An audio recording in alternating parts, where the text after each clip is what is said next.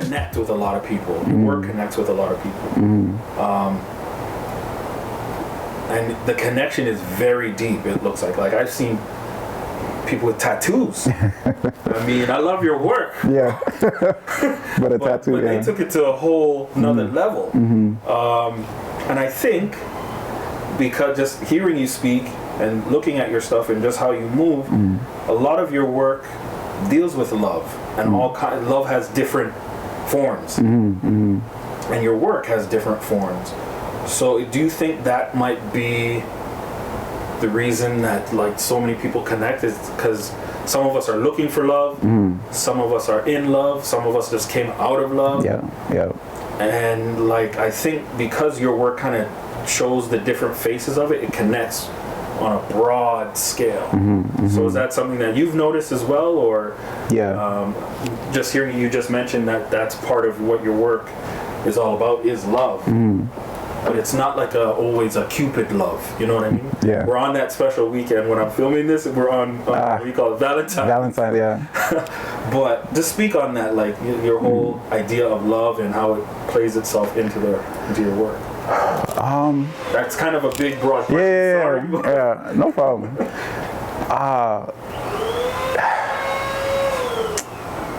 I don't know, like for me, self-love is like at the beginning. So like wow, I don't even know how to put this into words. I think when we move towards self-love, like we're able to like share that with the world. And through connecting with a lot of people, I realized that a lot of people are on a self-love journey, and they're at different stages of their lives.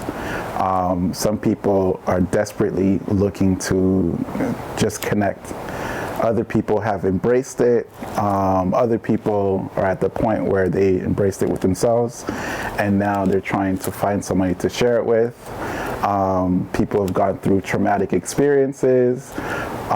Through all these stories and interactions that I have with people, it's not deliberate that it ends up on the canvas, but as I'm painting, like, these stories definitely do show up.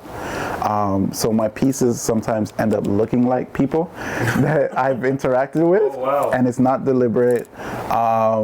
Narratives will come out, like a certain gaze. There is one particular story. A lady from the US hit me up, and she's like, "Kof, I would like you to paint my story." Right off the bat, I was like, "Can't do it." I'm sorry, because the pressure of doing a commission, painting for somebody else, it takes away from my process. Creativity. So I shut it down.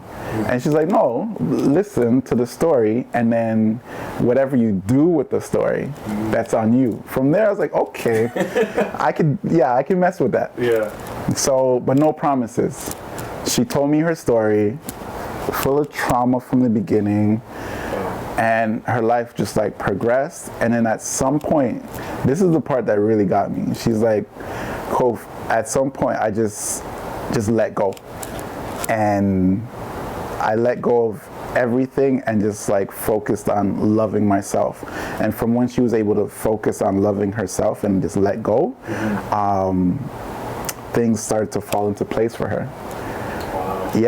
So I took that story, I was like shaken up, inspired, and like I was honored that she would even like go that deep.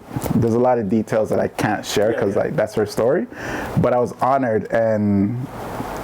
But even with that, like, it wasn't like, all right, cool, I'm gonna get a canvas and paint. I just like appreciated what she shared, and then it's like, I was like, no promises. And then she's like, like there's absolutely no pressure from her. A few months later, I'm at the art store. I pick a type of canvas that I've never worked before. It's a long, narrow canvas. I see paints that I've never worked with before. So I grabbed those, not realizing the connection. there's a technique that I've never done before. Okay. And this is like, I did the backdrop, I let the paint kind of like drip. Just fall naturally. Yeah, fall down. A connection came. I know a model from the States. She used to be Afro Thunder. I saw one of her images, so I painted it, and it looked like she was running. Okay. And I just flipped the image to make it look like she was like falling on her own accord. And I was like, yo, I like where this is going. So then I did another piece and another piece. Now there's 3 women that look like they're falling on their own accord. And then something told me between, like there's a gap between the first and the second woman. I put a heart right there. Because early in my career, I used to like embed hearts in every single piece. Okay. So I put a heart there. Boom. Now you have a long image going down, flowing. The direction is like flowing. Free flowing, free falling. You have the heart there. One thing I didn't mention is her passion was photography. Okay. And she was able to get her own studio. Me not knowing that the colors that I chose were like fluorescent colors, and under a black light they illuminate. Okay. So with the black light, you know, back in the days, I don't know if they still do it now, but like how they used to develop pictures. Yeah, and the negatives you put, yeah. Yeah.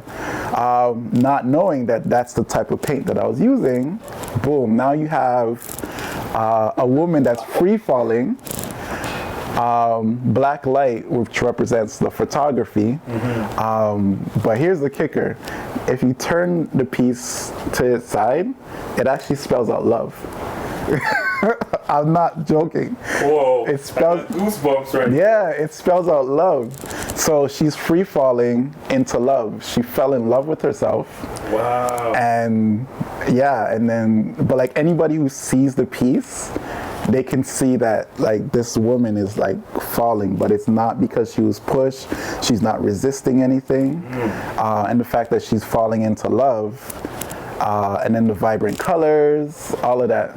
Wow. Yeah. So when another woman like tattooed it on her body, I got it.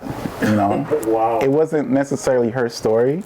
She was able to connect with it in a different way. Yeah. But the fact that like she could recognize that I wasn't just like, you know, carelessly Throwing stuff. Yeah. He's paint willy-nilly.